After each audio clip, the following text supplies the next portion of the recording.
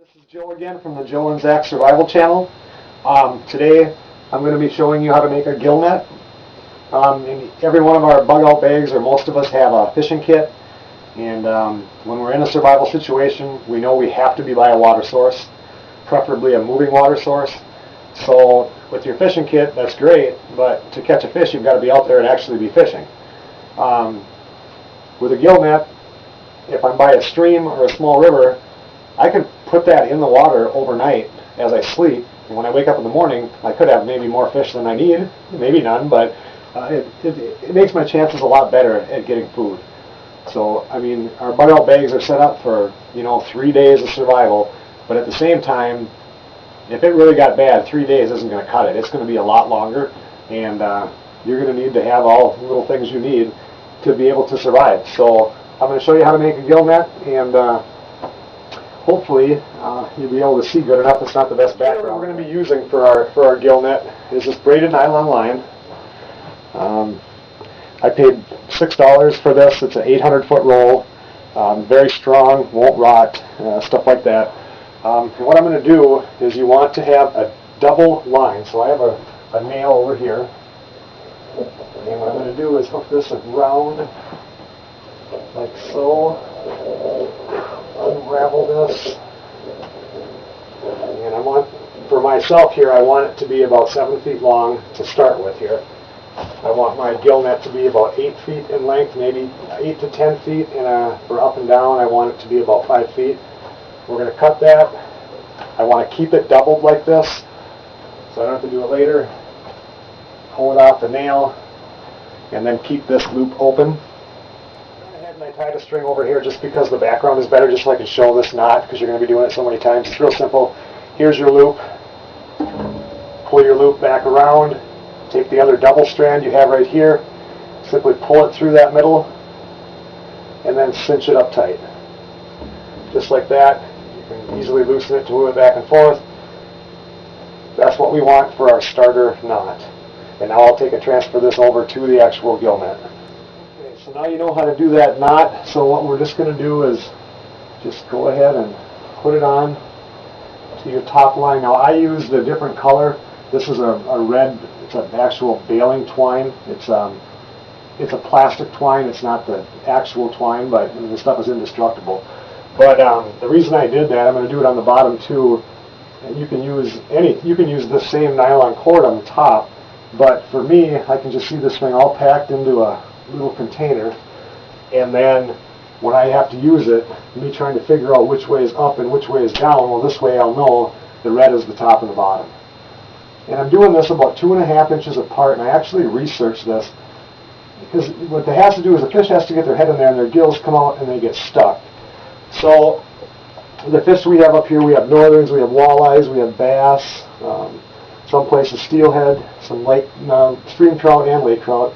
But this would probably be about the right size.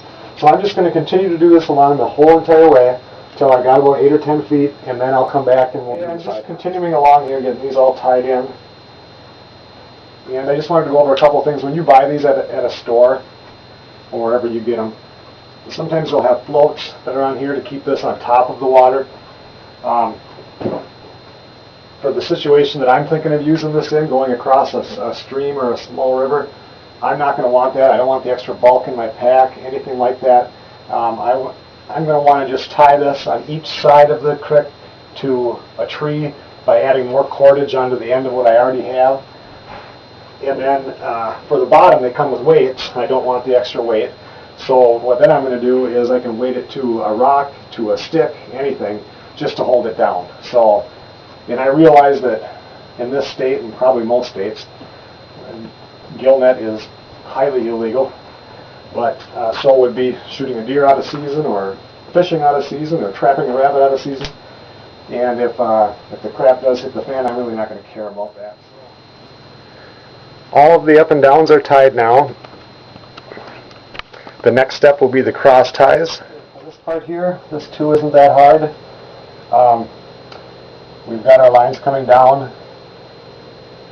This one will go to here, this one will go to here, and then this one will end up getting tied to this one, and we just crisscross back and forth. And when we tie these, let me do this one. This tie is like you're tying your shoes, except you don't put a bow on it, you just tie it into a knot. So we want to get it adjusted up here so we're about where we want to be. Like that. And then tie another.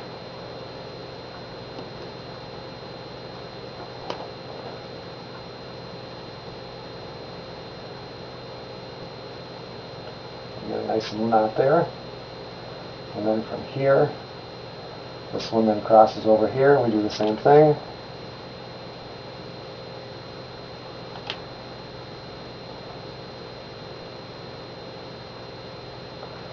And then this one will go down to here.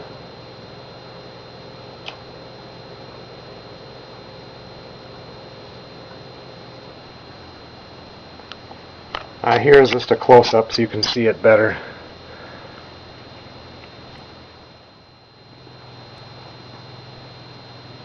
Suggest that if you are doing this and you're in camp and you brought a flask of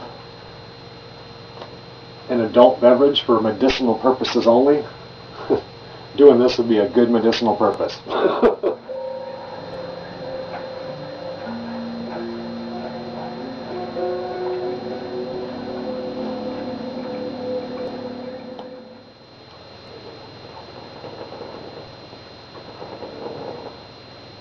I said earlier in this video that all you do is tie it like your shoes without a bow, and although that works pretty good, you can still move the knot around. So then I've been taking the string and doing one more tie, pulling it down.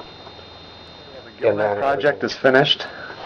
Right now I'm just cutting off the strings on the bottom, and then I'm going to take a lighter and burn them so that they don't fray.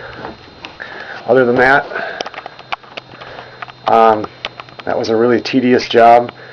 I'd say that if you were to sit and do it in one sitting, between 4 and 5 hours, but that's a pretty big net. So anyway, I'm glad that I know how to do it now, and I don't think I ever want to do it again. On the rope, I got it taken down off the wall. I wanted to see how much it weighed, and it was really, really light. I mean, it's just ounces. I got it stuffed into this little 18-ounce cup, so it isn't going to take up very much space. So hopefully it'll work really good. I want to thank you for watching the Joe and Zach Survival Channel.